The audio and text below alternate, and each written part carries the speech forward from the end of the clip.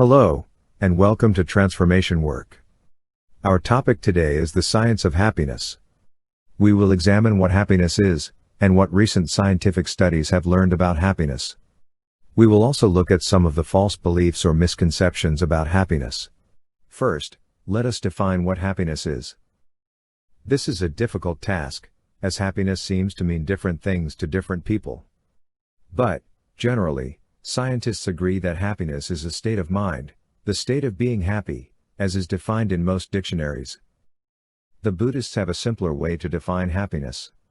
To them, happiness is getting what you want, or not getting what you don't want. This is perhaps an easier way to look at happiness. Another way of saying this is that we are happy when our needs and wants are fulfilled.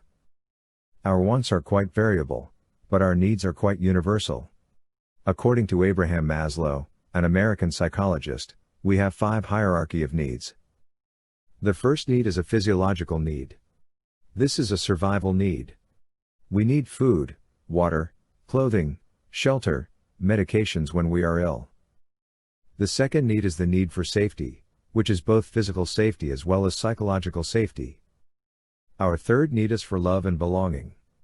This is social need to be connected and accepted. The fourth need is the need for self-esteem. It is a sense of our own worthiness and usefulness to society. This need brings out our altruism and need to give back something to society.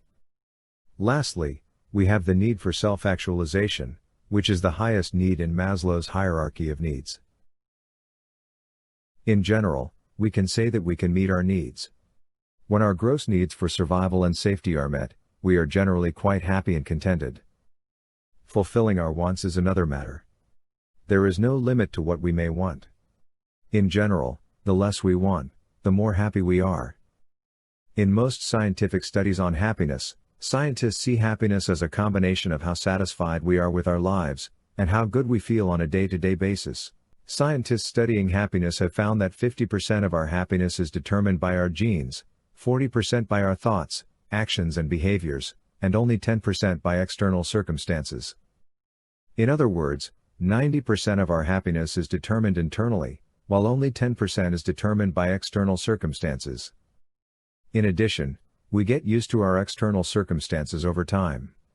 We are actually very adaptable beings. Even in the most unpleasant environment or circumstances, we can learn to tolerate the discomfort or pain, and gradually get used to the new norm. Likewise, we are also remarkably adaptable to pleasant experiences. That is why we continuously seek for better and greater pleasant experiences. Unfortunately, doing so is like falling into a bottomless pit. There is no foothold and no end in sight. What makes us happy? Let us look at some of the areas in our life that are strongly associated with happiness, such as wealth, health, relationships, purpose and meaning of life, and spirituality. First, let us look at happiness and wealth. There is a general belief that the more wealthy we are, the happier we become.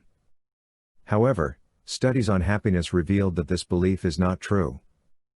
What is true is that we do need to fulfill some of our basic needs to be happy. These needs are our survival need and safety need, as we have mentioned earlier. Many people around the world are happy and contented when these basic needs are fulfilled. Thereafter, anything more that we accumulate do not necessarily provide us with more happiness. On the contrary, they may sometimes be the source of our unhappiness. So, we need to ask ourselves some probing questions. Why do we still strive to accumulate so much more than we need? What is our true motivation? Could it be fear? Could it be our sense of insecurity? Why is our fear and insecurity so much more than others? Next, let us look at happiness and health. We believe that when we are healthy, we are happy.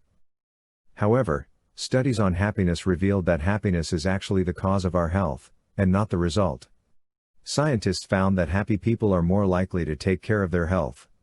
They are more motivated to exercise, eat healthily, sleep soundly, and associate themselves with healthy habits. The state of our mind appears to be the deciding factor in how we choose to live our lives. Mind is therefore the first line of defense against mental as well as physical illnesses. Happiness doesn't just make you feel good. Happy individuals are found to be more successful across multiple domains, such as in marriage, work, friendship, income level as well as work performance.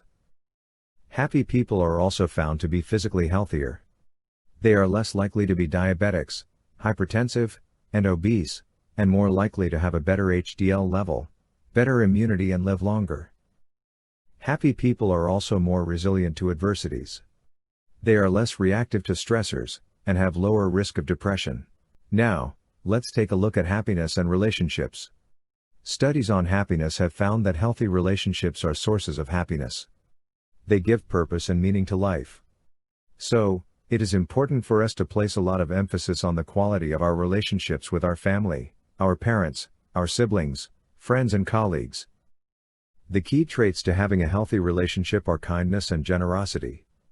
Kindness in words and actions, and generous in our attitudes. There is a false belief about relationship that is prevailing, and that is that our happiness is derived from others.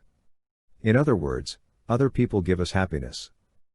The truth is that happiness is an inside job. It comes from within us. Only we can make ourselves happy. Happiness is closely linked to a purpose in life. Studies showed that a purposeful or meaningful life is a happy life.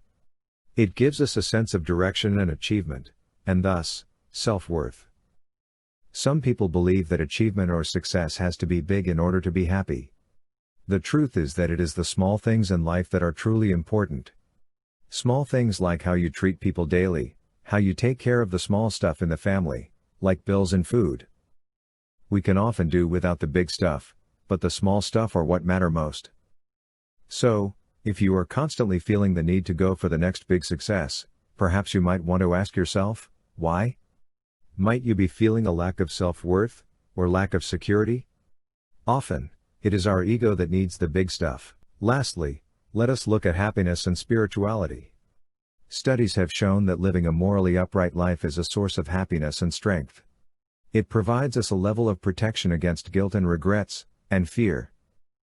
Qualities like good moral conducts, altruism, compassion and generosity are important in living a good life. Living a spiritually centered life offers us a lot of benefits. It offers us psychological comfort related to death and the questions of afterlife. It provides social support, meaning and a sense of belonging. It provides a stable and strong foundation for our children to follow, and it encourages the experience of positive emotions. Positive emotions are powerful influence in our life.